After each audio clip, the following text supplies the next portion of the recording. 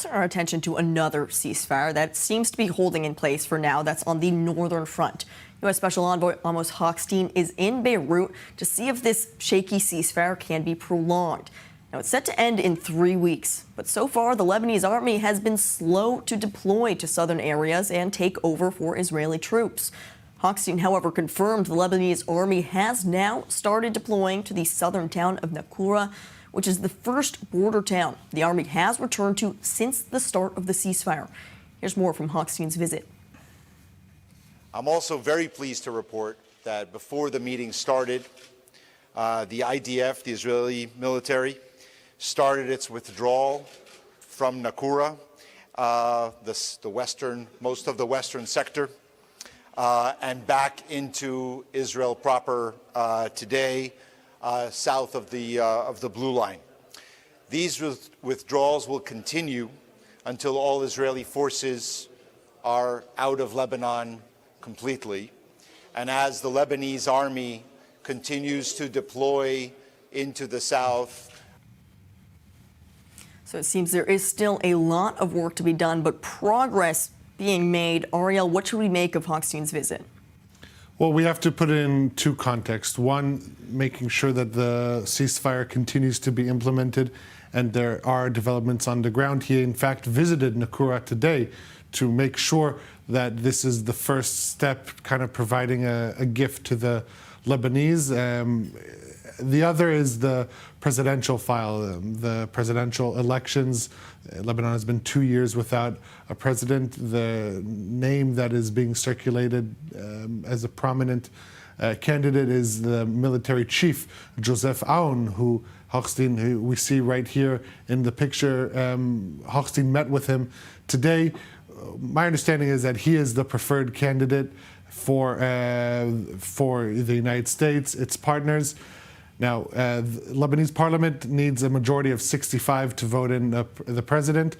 If it's the head of the military, it needs to you need to ratify the constitution, or you need a special majority of 85. And that appears to be on track to what will happen on Thursday as Lebanon elects its president. It will be an important addition, an important partner for the West when they try to further implement this ceasefire. But to my understanding from conversations that I'm having with people inside Lebanon is that the pace of the deployment of Lebanese forces in the south is insufficient, despite what we saw today in Naqoura, and we shouldn't be surprised if we see an extension of the ceasefire, 30 days, 60 days. That is probably what was being discussed today in Beirut. Ariel is very polite. In my opinion, it's not less than half a year.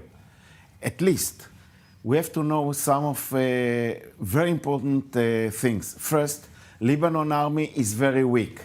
It's very weak, it's not built to take such responsibility, and it will take it time to build its forces. Secondly, the soldiers in Lebanon army, a lot of them are Shias, and loyalty and other things, it's very clear that it will be danger in these circumstances to give it all the mandate that is planning for the future.